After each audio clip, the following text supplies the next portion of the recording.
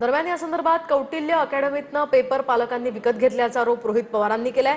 90% प्रश्न या क्लासेसमध्ये आधीच दिले होते असाही आरोप त्यांचा आहे। परीक्षेच्या 2 दिवस आधी विद्यार्थ्यांना प्रश्न मोबाईलवर आले होते असं रोहित पवार म्हणाले। तर मी चौकशीला सामोरं जाण्यास तयार आहे, कौटिल्य अकॅडमीच्या प्रवीण पाटलांनी यावर उत्तर दिलंय।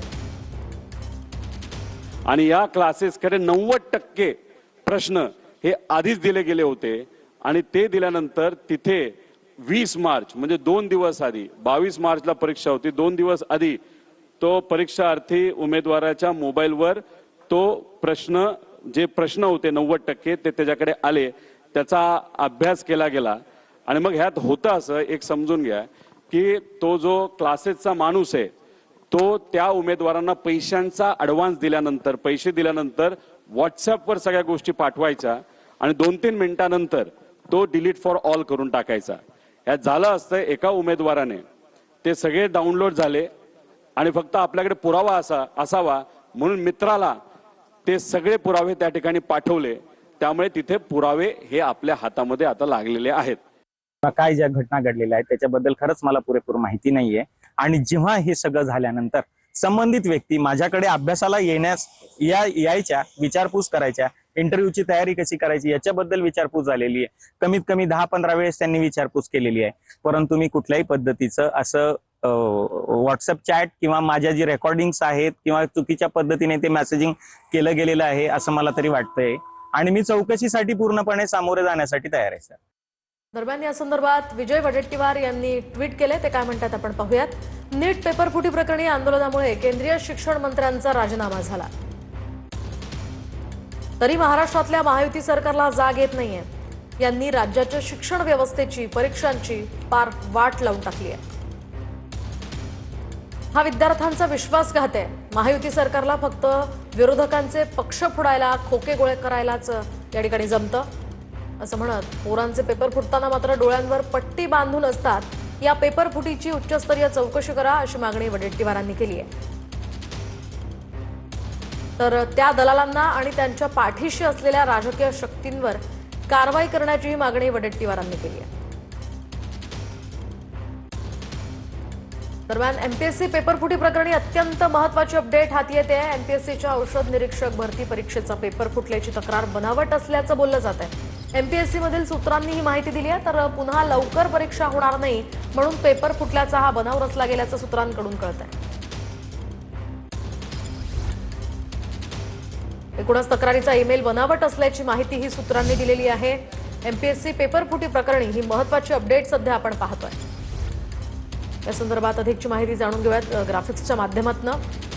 एमपीएससी पेपर फुटीची तक्रार गौरव पाटील, लोकेश पाटील, ऋषिकेश गांगुर्डे यांनी केली होती। तर व्हायरल प्रश्नपत्रिका आयोगाच्या मूळ प्रश्नपत्रिकेच्या अगदी विपरीत होती असं तपासात निदर्शनास आलंय। ऋतुजाला मिळालेली प्रश्नपत्रिका ही आयोगाची नसून टेस्ट सिरीजची होती।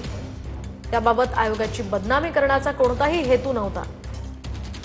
आयोगाच्या परीक्षेनंतर सदर प्रश्न टाईप करून ऋतुजानं प्रश्नपत्रिका पाठवली होती। गांगुर्डे नापास झाला असून परीक्षेची जाहिरात लवकर येणार नाही म्हणून पेपर फुटीची अफवा पसरवली गेली। माझ्या आयोगाविरोधात आयोगाचे सचिव, अध्यक्षांविरोधात कसलीही तक्रार नाही असं यामध्ये म्हटलेलं आहे।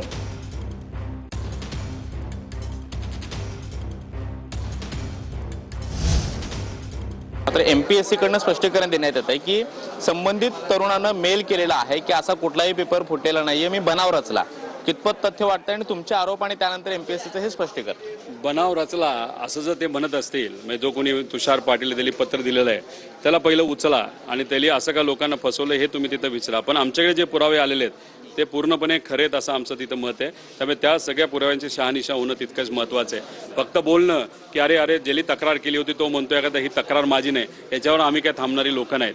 हा सगळा मुद्दा मला तुषार पाटलाकडनं आलेला नाही, मला तिसऱ्या काही लोकांकडनं आलेला आहे। त्यांचं असं मत आहे की आम्ही एफडीची परीक्षा देत नाही, पण आम्ही दुसऱ्या MPSCच्या परीक्षा देत असतो. MPSCचा पेपर जर फुटला असेल अशा पद्धतीने तर आमच्यासाठी ही धोक्याची घंटा आहे आणि अशी गोष्ट घडू नये यासाठी हा मुद्दा हातात घेणं फार महत्त्वाचं आहे. त्या अनुषंगाने हा मुद्दा आम्ही हातात घेतलाय. त्यामुळे MPSC म्हणत असेल नाही पत्र दिलंय आम्हाला की आता हे सगळं खोटं आहे असं होणार नाही. आता आमच्याकडे पुरावे आलेत, त्याच्यावर तुम्हाला टेक्निकलीच उत्तर द्यावं लागेल. तुमच्या मतावर ठाम आहात की हा पेपर फुटलेला आहे आणि तो लोकांपर्यंत पोहोचलेला आहे? तलाठी भरतीच्या बाबतीत फार घशाला कोरड परूस तर आम्ही म्हणत होतो. अधिवेशनात आम्ही तिथं बोललो, आम्हाला वेड्यात काढलं, आम्हाला सांगितलं आमच्यावर FIR करू आणि मग नंतर तो विषय जेव्हा कोर्टात गेला, मॅटमध्ये गेला, कोर्टाने सांगितलं हो त्याच्यामध्ये भ्रष्टाचार झालेला आहे. अरे 100 पैकी 90 प्रश्न जर फुटले असतील ना तर 100 पैकी 90 प्रश्न सेम असतील तर 90% हा पेपर फुटला असंच म्हणावं लागेल ना. कॅमेरामन नागनाथ सोबत मी कृष्णा सोनारवाडकर, TV9 मराठी, मुंबई.